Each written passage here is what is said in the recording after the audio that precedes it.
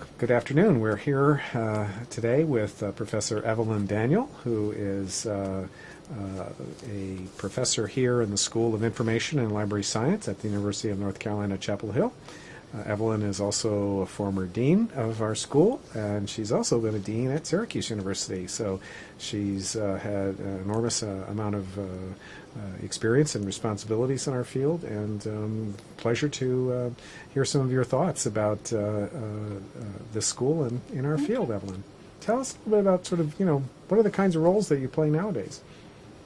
Well, nowadays I'm halfway out of the school. I have it's been hard to give up. I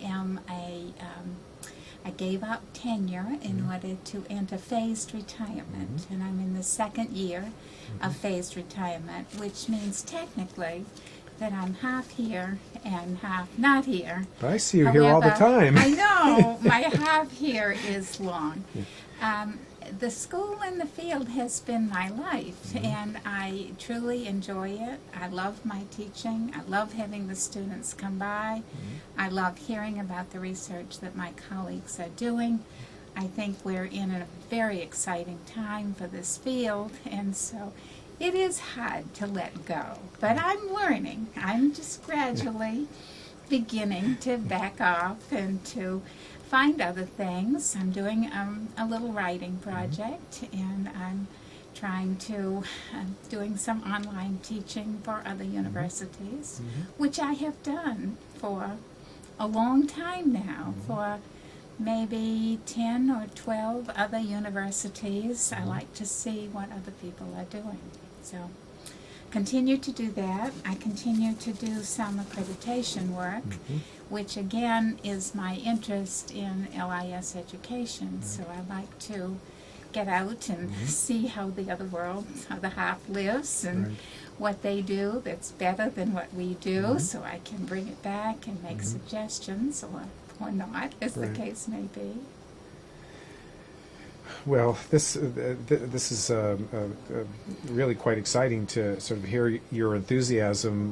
That sort of has always been amazing to me. That as long as I've known you, you've been engaged and active and excited about teaching, research, and the whole university enterprise. And so I think you serve as a model for many of us who hope to accomplish as much in as great a style. Well, so, I appreciate that.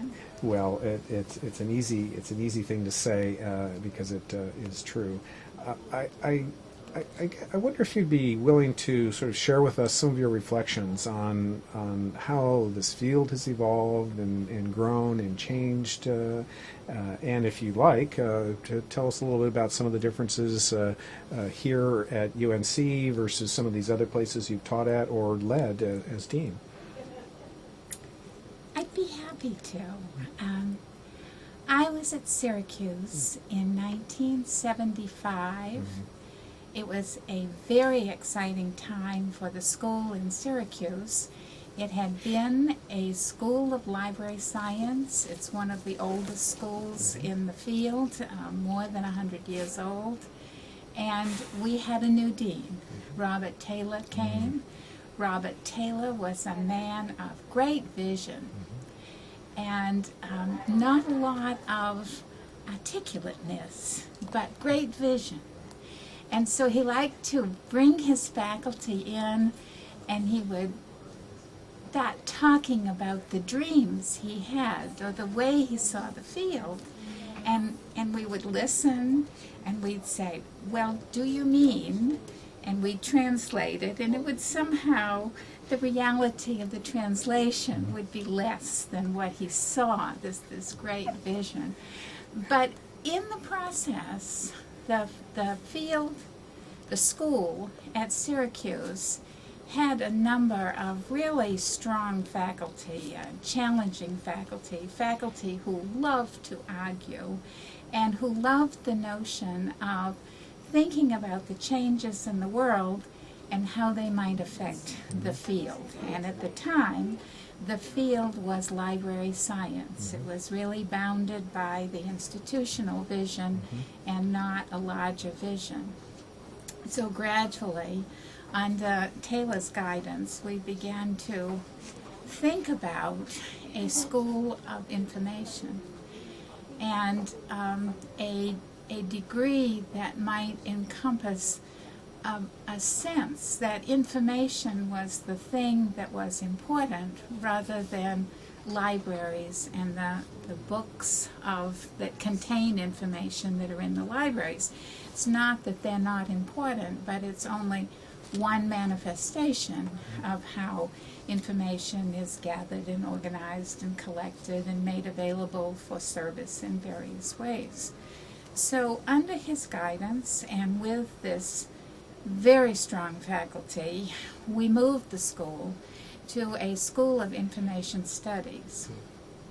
And it was an exciting time. It was a major change.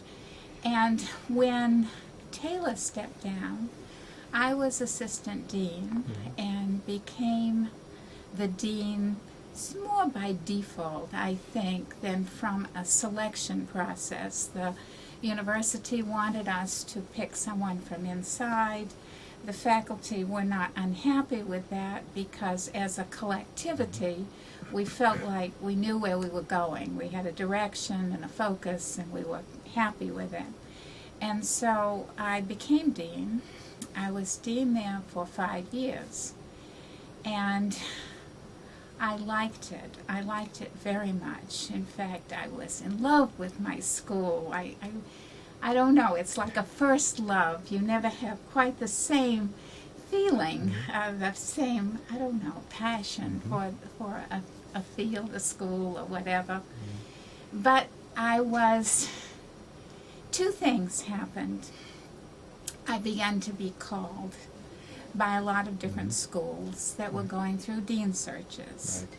So I began to think about whether what we were doing at Syracuse, at Drexel, at Pittsburgh, was ever going to be more than marginal to the field. The field at that time was still library science. So I thought it would be interesting to see whether one could take a grand old school, a school that was very strong, in a very strong university, but very traditional, and see whether or not it could be moved. It could make that transition to thinking of itself as an information school. So although I flirted with several others, I was a candidate here. Marilyn Miller was on the search committee, Tom Bowers was on the search committee, a number of other people from across the university. It was a very interesting school. And in fact, after I came back from my first interview, I said, I don't believe that I'm a good fit for your school. My vision of the field is quite different than where the field has been. This had been a very strong school, particularly in academic librarianship. It was the leader school. It had a very strong reputation. Ed Holly was president of the American Library Association. So it was a very prestigious school, and it wasn't that I did not value that, but I thought that's not where I want to be. That's not where I see the field going. So I said no, and they came back. And I said, well, I'll come back again. And in the meantime, the second thing happened, and that was the snow in Syracuse. Not just the snow, it's sort of this low ceiling that begins in November and it continues until May.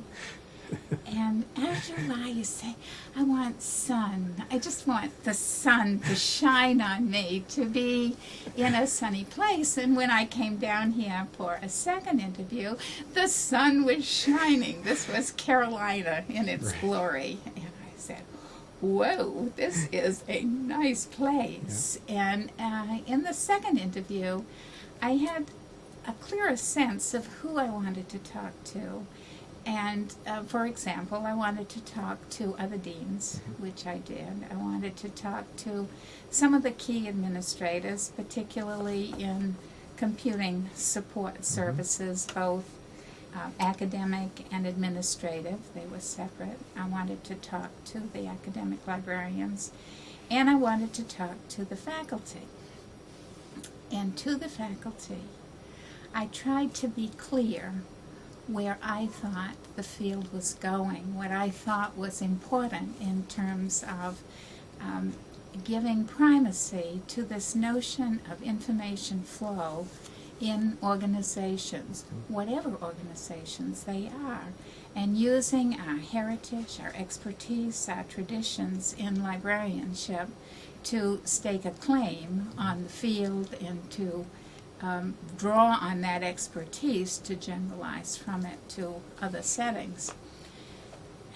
Well, I believe the faculty heard me, and they heard me say information.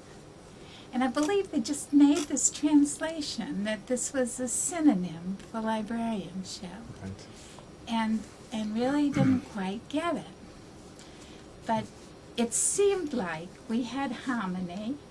The provost was Sam Williamson, who was a wonderful man, a great leader, and a person I respected enormously. And I thought, I can work for this man. I really like him. I respect him. I think we can work together. I liked the other deans that I met. I liked the computer support people. I thought we had things in infrastructure that would make it work.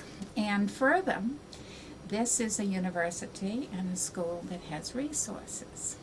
Syracuse, we were always out on a limb. We always did something and then looked around for some resources to support what we were doing.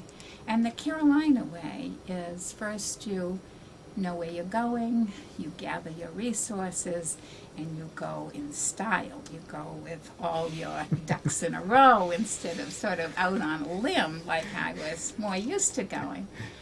I'm not sure that I don't prefer the out on a limb and risk-taking and all those things, but there's a certain comfort in going with resources.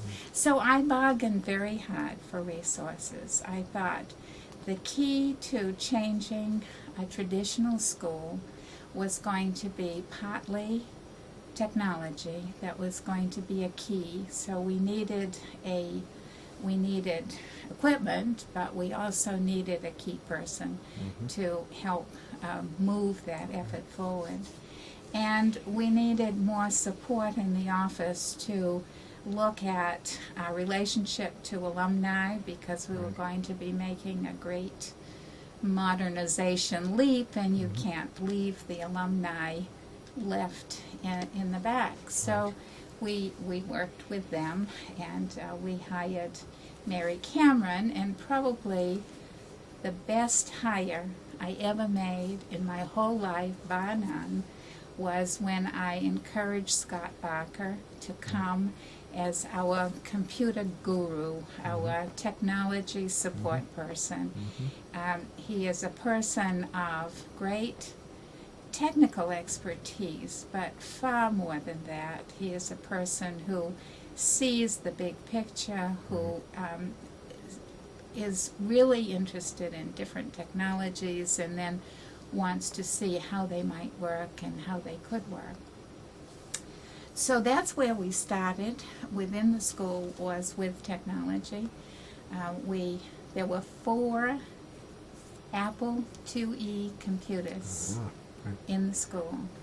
These were mosaic times. This was not the internet. I mean, and we were pre-email. This was very early times. But the university supported those 2 positions. They supported 2 faculty positions. They supported technology. And so I felt like I had the resources that we needed to move forward. And with the technology, we had great fun with that. We had already done a little bit with a laboratory. Deb Perot was the president of the Student Association. She was a student of Martin Dillon's, who was the first, for a long time, the only information science person on the faculty. Unfortunately, when I came, he had taken leave to be at OCLC, so we never actually overlapped in terms of service, which was too bad. I was sorry about that. But we had Bill Shaw here, and he was a very strong supporter in terms of technology. So Deb Perot established the first computer lab in the school. She set it up. She set up some policies. She set me up with my first email account, and she would respond to my emails immediately so that I would have some sort of sense of accomplishment and achievement and do more. So we started with faculty, and the idea was faculty would be comfortable with their equipment, with their technology, with their ways of doing things. When Scott came, he worked one-on-one with each member of the faculty and worked very hard to try to standardize things and to move things in a particular direction.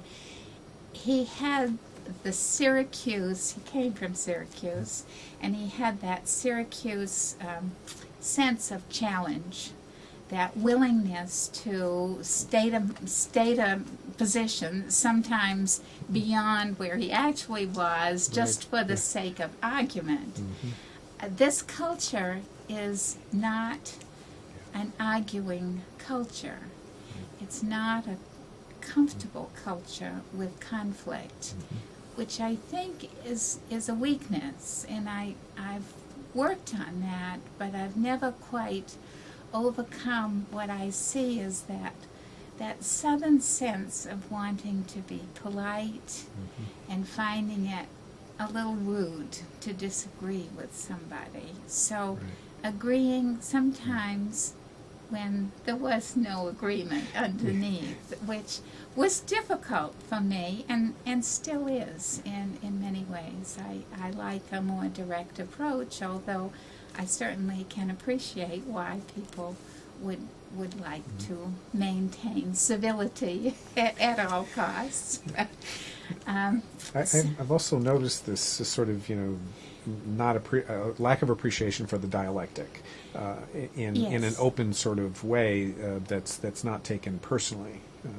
It's true. It comes right down to oneself. You're arguing with me, and it's very painful. I like your phrase there, not a discomfort with the dialectic. I think that's accurate, and that's very interesting to me. That after being here 24 years and trying very hard to encourage a more conflict-driven, more argumentative, more disputatious kind of climate, it has had zero impact as far as I can tell. Got a few, but not very many. So anyway, we started with the faculty to help them be comfortable, and then we worked with the administrative staff and tried to put systems in place and make things as, if not paperless, as least as technologically efficient as we could do at that time. So that was partly inside the school. The second thing I did was I wanted our school's vision, our impact on the campus to be felt. So I worked with, we had a consortium of the library heads and the heads of the computers and the top person from the provost's office, and we met regularly, and we really tried to look at collaborative activities, trying to actually combine into one kind of organization just didn't seem to be possible. But we made a lot of strides. The other thing that I did, I served for many years as the head of the academic computing committee across campus, and that brought people together from many different fields, and I learned a lot about how things were going and what kind of networking and other kinds of technologies were needed campus-wide in order to make it possible to do what we wanted to do in the school and in the field, and that was good. That's really good. Well, you certainly have had enormous impact on the school. You had already stepped down as dean before I arrived, but I could certainly still feel the presence of your hand in the resources that were here in terms of the computer lab, and again, your note about the resources. It wasn't just a computer lab; it was a marvelous facility, or it is a marvelous facility with that is fun to be in. It's pleasurable. It's not. That was how I kept Scott Barker. Aha, okay. I had the toy concept. Whatever new technology was out there, we would get it, because that would keep Scott happy, learning how to work with it and how to make it work. And that really is the key for techie people. They just need even those new things. Not just the techie parts, but the comfort feeling of the space is really quite nice, and I mean it's a comfortable place to work. It's aesthetically appealing, and it's not the sterile computer lab that would be kind of just modern high tech, and it's not sort of the old we're just going to stick some stuff in the closet. It was actually a really nicely designed, well thought out kind of environment for thinking and working with these technologies. So it wasn't just the technology, but it was, you were embedded in a library environment, in a culture that to me was a real attraction when I was making my decisions to move here. The credit goes to Deb for establishing that first computer lab, and certainly to Scott. But I think that's also a vision of the field, that it is that information is more than technology. It really is. Information is in the human, and each human has a different set of information, a different feel for it. So I think that privileging the human is what made the difference in the kind of facilities that we create naturally. I do. I think that comes from the library field. I think it comes from that user orientation. So where do you see us now, and in moving toward the future? I mean, many of the schools around the country and the world are adopting this information perspective. Some are called I-schools or information schools. Is there another kind of transition coming up, or are we now really beginning to sort of realize the visions that Taylor and you and other pioneers have sort of laid out?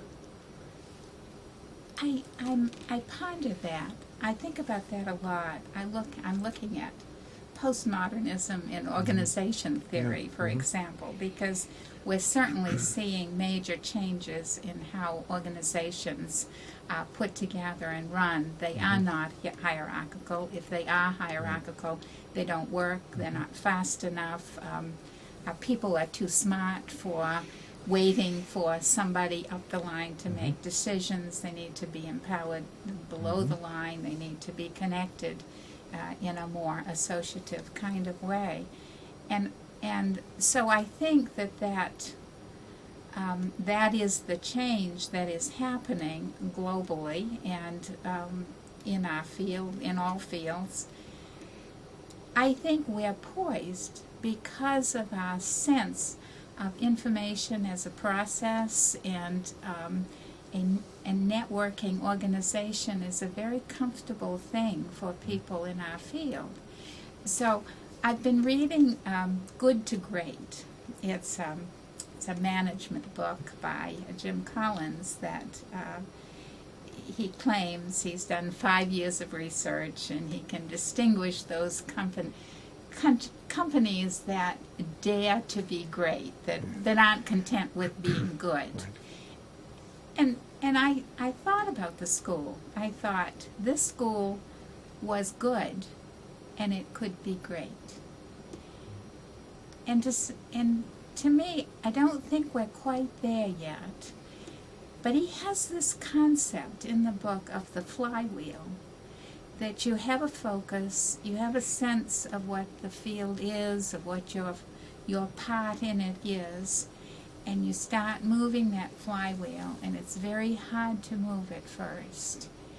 And it's still hard, and then it gains momentum, and then it begins to go almost by itself. And to me, I think that's happening in our field.